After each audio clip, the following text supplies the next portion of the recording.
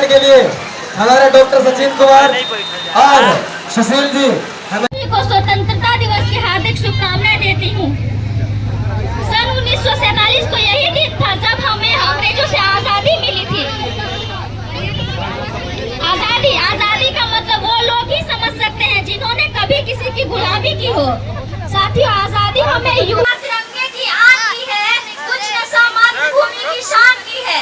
कुछ नशा तिरंगे की आन की है, कुछ नशा मातृभूमि की शान की है। हम लहराएंगे हर जगह तिरंगा, क्योंकि यह नशा पूरे हिंदुस्तान की है। कतरा कतरा मेरे लहू का इस वतन के काम आएगा। कतरा कतरा मेरे लहू का इस वतन के काम आएगा। मेरे जाने के बाद भी तिरंगा हिमालय पर ऐसे ही मुस्कुराएगा।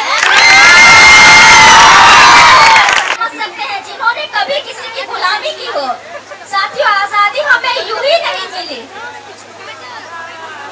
जब हमारे देश के जवान भर्ती में जाते हैं तो 1 इंच भी कम होने पर उन्हें निकाल दिया जाता है। सोचिए जब वे अपने शरीर के कई टुकड़ों को घर लौटाया जाता होगा तो उनकी माँ बाप पे क्या बीतती होगी। किसी ने क्या खूब कहा है,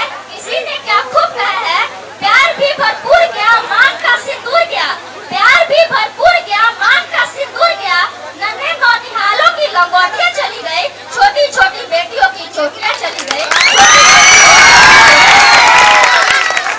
भाई की पढ़ाई गई, बाप की कमाई गई, भाई की पढ़ाई गई। ऐसा विस्फोट हुआ पता ही नहीं चला। पूरे जिस्म की कई बोटियां चली गई, पूरे जिस्म की कई बोटियां चली गई।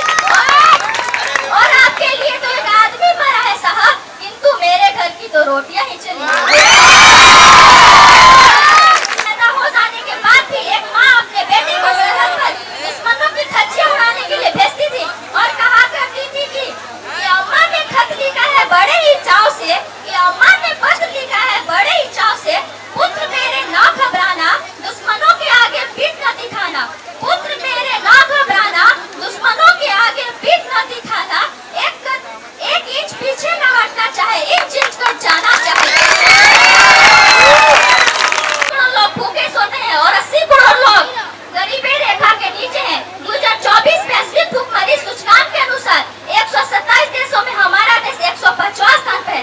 मैं पूछना चाहती हूँ, क्या इसी दिन के लिए सुभाष चंद्र बोस, झांसी की रानी, भगत सिंह, चंद्रशेखर आजाद और लाखों स्वतंत्रता सेनानियों ने अपनी जान की आहुति दी थी? मेरा मानना है साथियों, ना हम मस्जिद को जानते हैं, ना शिवालों को जानते हैं। ना हम मस्जिद को जानते हैं, ना शिवालों को जानते हैं। जो पेट के भूखे होते हैं ना, वो सिर्फ रोटी और निवालों को जानते हैं। सिर्फ बड़ी बड़ी बातें और लंबी चौड़ी भाषणों से हम विश्वगुरु नहीं बन सकते साथियों। इसके लिए हमें लगातार छोटी छोटी कोशिश करनी होगी, जैसे टेक्नोलॉजी का विस्तार, बेरोजगार को खत्म करना, स्किल्स को बढ़ावा देना, शिक्षा को सस्ता और सुविधाजनक बनाना, ताकि हर गरीब से गरीब बच्चा उच्च स्तर की शिक्षा प्राप्त कर सके, क्योंकि शिक्षा ही विकास की जड़ होती है।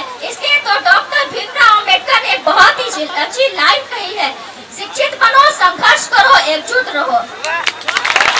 के अंत में यही कहना चाहूंगी कि आज हम जो कुछ भी है सिर्फ स्वतंत्रता सेनानियों के बलिदान के कारण हो पाया है। इसलिए हम सब भी मिलकर वैश्विक राष्ट्र निर्माण के लिए कुछ ऐसा करें जिससे आने वाली पीढ़ियों को प्रेरणा मिल सके। ना रब मेरा, ना सरकार मेरी, ना रब मेरा, ना सरकार मेरी, ना बहुत बड़ा नाम है। मुझे तो गर्व इस बात का है कि मेरा देश हिंदुस्तान है। इसी स्पीच के साथ कार्यक्रम को हम लोग लंबा नहीं खींचना।